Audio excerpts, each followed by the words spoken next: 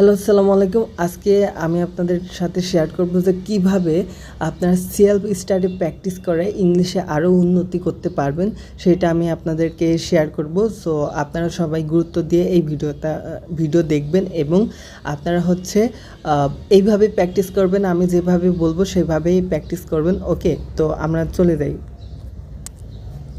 এখানে দেখেন, এখানে আছে, ধরেন আমি একটা ওয়ার্ড মিনিংস নিব।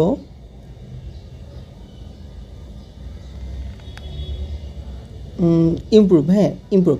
তো আপনারা একটা কথাই মনে রাখবেন, আপনারা সবসময় বড় বাক্য দিয়ে প্র্যাকটিস করবেন, ছোটো ছোটো না। কারণ ছোটো বাক্য দিয়ে প্র্যাকটিস করবে ক্লাস 7-6-এর ছেলেপেলে, কিন্তু আপনারা অনেক বড় হয়ে গেছেন। সো আপনাদের এই ছোটো মানুষের মতো ছোটো বাক্য দিয়ে প্র্যাকটিস করার মতো আপনার নেই। দেখা যাচ্ছে আমি ওইখানে বলবো যে একটা বাক্য না হলেও যতক্ষণ না জড়তা কাটবে ততক্ষণ আপনি প্র্যাকটিস করবেন একটা বাক্যই, তারপরে আরেকটা বাক্য, ঠিক আছে?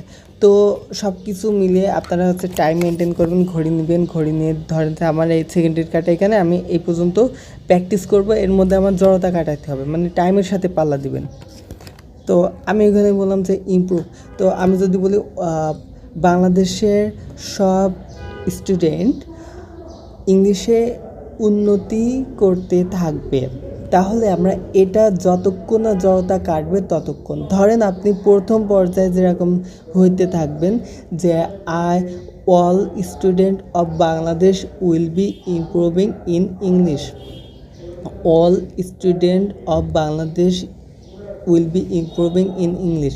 এইভাবে প্র্যাকটিস করলে হবে না, আপনাদের প্র্যাকটিস করতে হবে এইভাবে, all students of Bangladesh will be improving in English, all students of Bangladesh will be improving in English, all students of Bangladesh will be improving in English, all students of Bangladesh will be improving in English. এইভাবে মানে একটানা যখন হবে, তো একটানা একটা বাক্য মনে করেন 7-8 বার 10-12 বার প্র্যাকটিস করুন, 10-12 বার যতবার পারবেন প্র্যাকটিস করবেন, ঠিক আছে?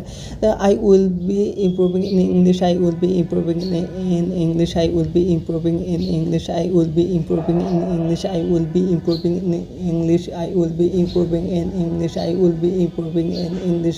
এই বাক্যটা শেষ। এবার আমি ধরেন এই ওয়ার্ড মিনিংস দিয়ে আরও 7-8টা প্র্যাকটিস করবো, একটা না 7-8টা। তো আমি ধরেন আরেকটা সেন্টেন্স বলবো যে বাংলাদেশ সরকার টেকনোলজিতে উন্নতি করতে থাকবে, তাহলে government of Bangladesh will be improving in technology.